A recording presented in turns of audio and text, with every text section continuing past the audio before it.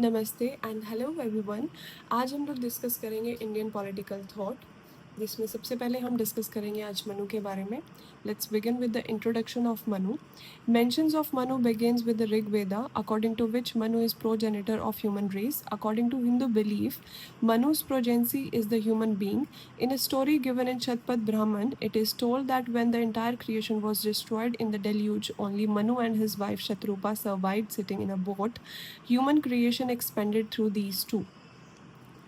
तो इसमें ये बताया गया है कि जो मनु है उनकी शुरुआत ऋग्वेदा में बताई गई है, और उनके अकॉर्डिंग जो मनु है वो प्रोजेनिटर है, यानी उत्पत्ति जो की गई है वो ह्यूमन रेस की उत्पत्ति जो की गई है वो मनु द्वारा की गई है।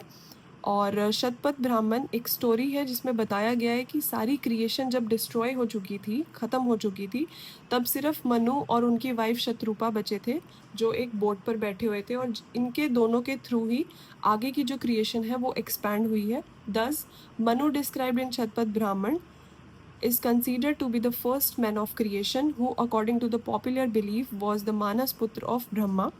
शतपथ ब्राह्मण के अकॉर्डिंग जो पहले मैन क्रिएशन थी वो मनु थे, और पॉपुलर बिलीव ऐसा माना जाता है कि जो मानस पुत्र थे ये मनु, वो ब्रह्मा की सन थे, बेटे थे, उनसे उत्पत्ति हुई थी उनकी। It is said that Brahma himself imparted knowledge related to Dharmashastra to Manu. ऐसा भी कहा जाता है कि जो नॉलेज है धर्म से रिलेटेड, धर्मशास्त्र से रिलेटेड, वो ब्रह्मा ने मनु को प्रोवाइड की थी। This is the reason why Manu is also considered to be the originator of Dharmashastra in Indian tradition. और ऐसा भी कहा जाता है कि धर्मशास्त्र के जो ओरिजिनेटर थे वो मनु थे इंडियन ट्रेडिशन में। स्मृति इज़ कॉल्ड धर्मशास्त्र, स्मृति को ही धर्मशास्त्र कहा गया है। इसलिए जो एंशियंट सोशल सिस्टम था वो क्लियरली मेंशन किया गया है मनु द्वारा, मनु स्मृति में। Hence Manu is also accepted as the most ancient law maker. इस वजह से पुराना एंशियंट लॉ मेकर भी कहा गया है मनु को। The duties which are enumerated in the Vedas in the form of sutras were listed by Manu in ancient times on the basis of that India was governed for years. Manu's laws were written in verses by a sage named Bhrigu. Bhrigu ऋषि द्वारा मनु के जो laws थे वो versus में यानी श्लोकों में लिखे गए थे।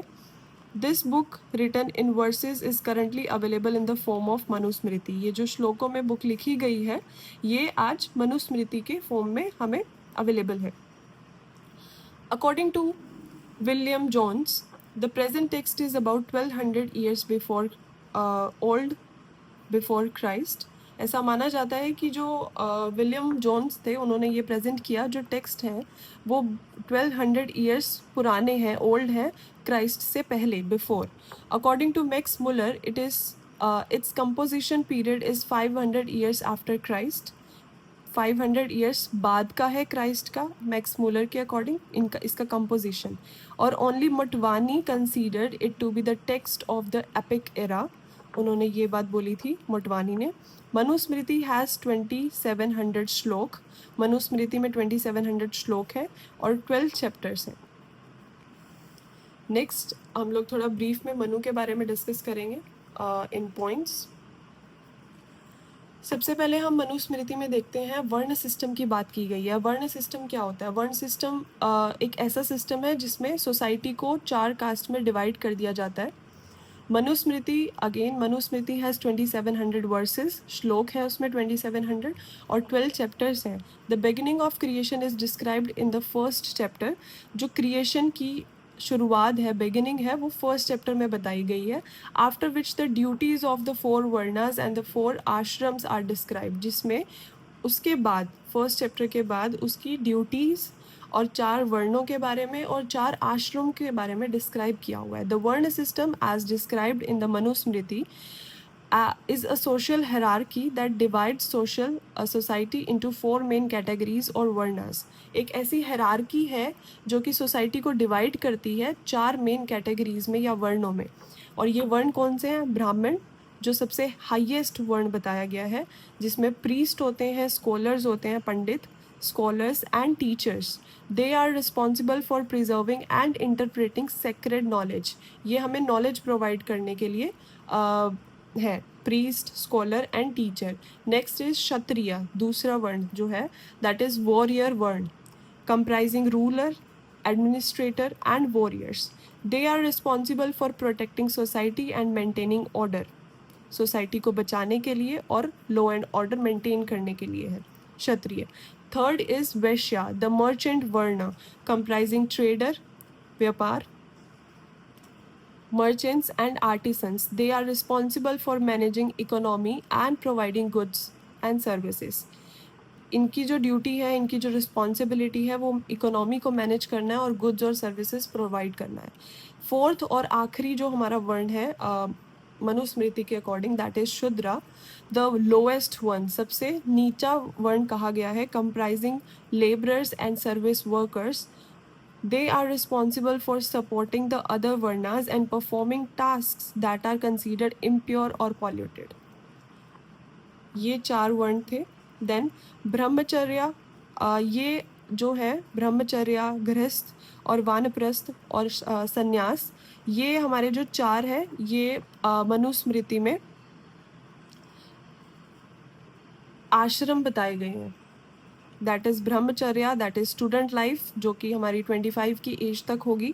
देन गृहस्थ, दैट इज़ हाउस होल्डर 25 से 50. Then Vanaprastha, that is 50 to 75 which is retirement. And Sannyasa, that is 75 to 100 which means renunciation. Next point is after Varna system, that is caste roles. Defines roles or responsibilities for each caste. Manusmriti में हर एक cast के लिए उनके role और responsibility बताई गई है मनुस्मृति में, जो कि है ब्राह्मण्स के लिए लाइक प्रीस्ट जो कि रिचुअल्स और सेक्रीफाइसेस परफॉर्म करेंगे. स्कॉलर्स जो है वो पढ़ाई करेंगे और इंटरप्रेट करेंगे सेक्रेड टेक्स्ट्स को. टीचर्स क्या करेंगे? टीचर्स एजुकेट करेंगे, educating others in various fields. जजेस इंटरप्रेट करेंगे लॉज को, कानून को और सेटलिंग डिस्प्यूट्स को. सेकेंड वर्ण इज क्षत्रिया जो कि रूलर होंगे, जिनका काम होगा governing and administering the kingdom. Next is warrior, warrior का काम होगा protecting the kingdom and it's people. Administrators का काम होगा मैनेज करना किंगडम के अफेयर्स को, काम को. लीडर्स का काम होगा providing leadership and guidance. Third वर्ण इज वैश्या, वैश्या में आ जाते हैं मर्चेंट्स, जिनका काम होगा ट्रेड एंड कॉमर्स का. ट्रेडर्स का काम होगा खरीदना और बेचना, buying and selling goods. Artisans का काम होगा creating goods and providing services. Next is farmer. Farmer will work cultivating land and producing food. Fourth varna and last varna is Shudra, labourer, जिसमें लेबरर आएंगे performing manual labour.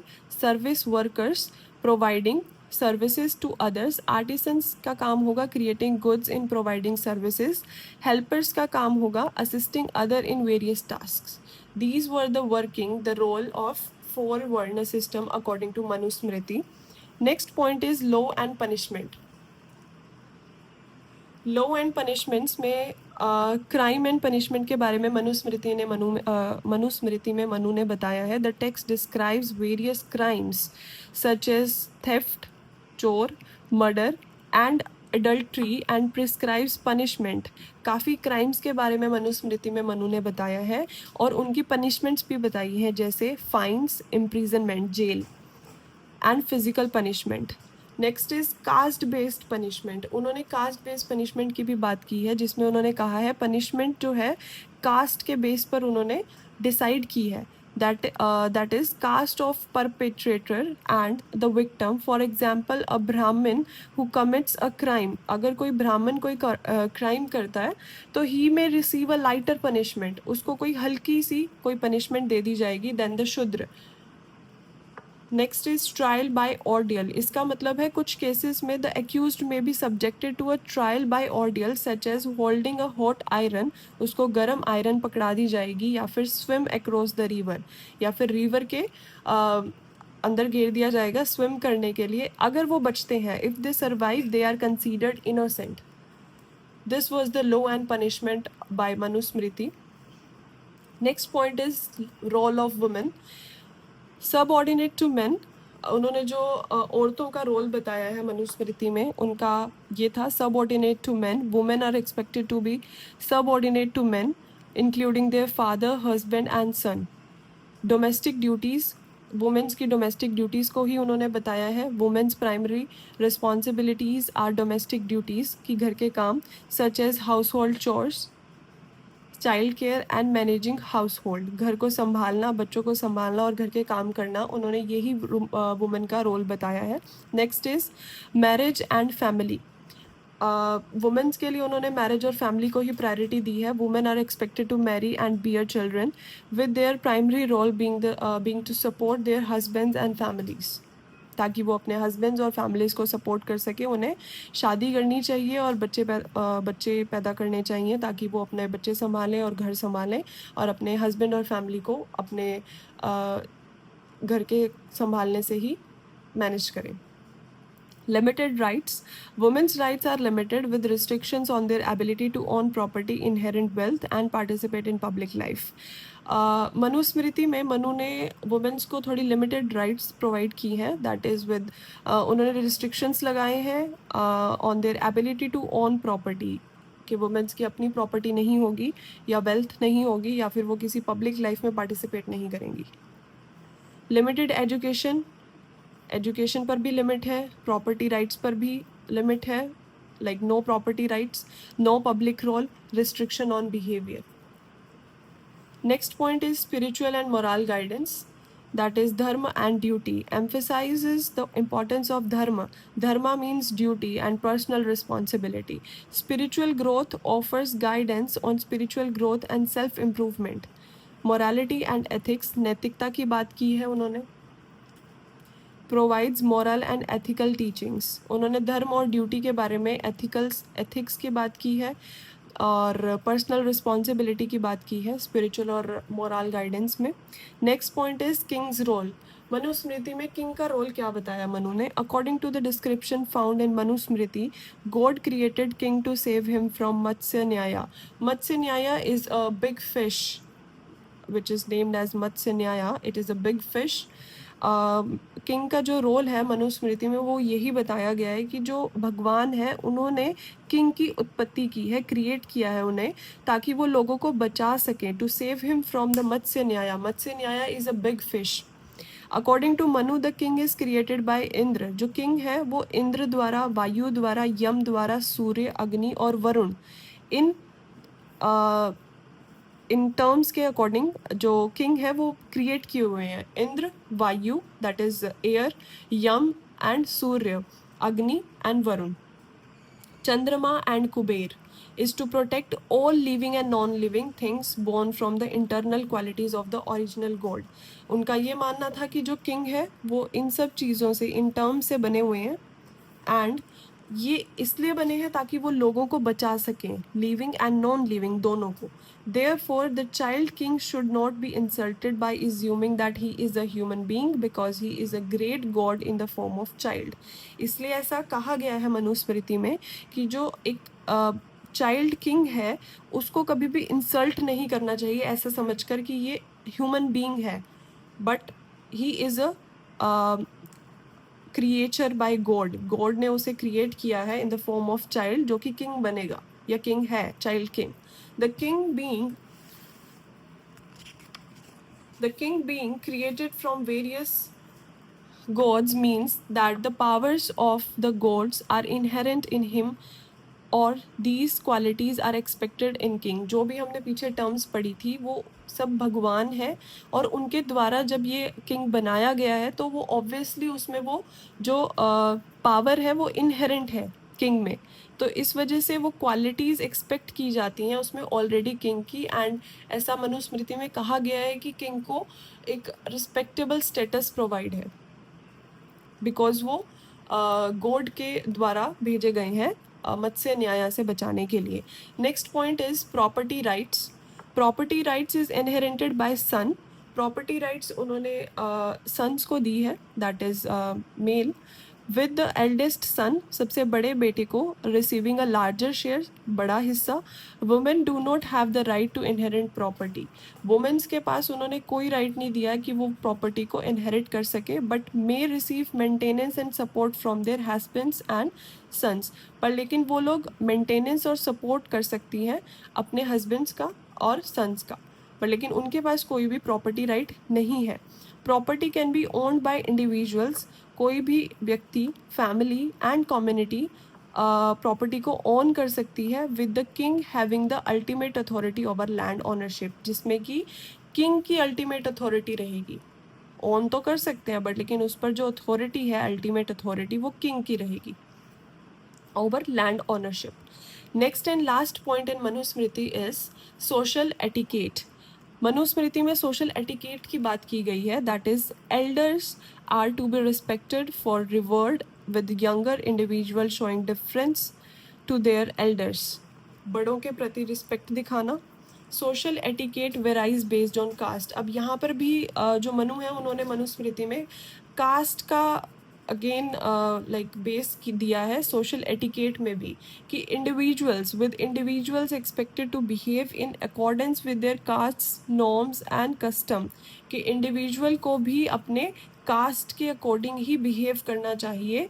Individuals are expected to greet and salute their elders, individual व्यक्तियों को greet करना चाहिए और salute करना चाहिए अपने से बड़ों को, सुपीरियर्स को, और इंडिविजुअल्स को जो कि हायर कास्ट से बिलोंग करते हैं।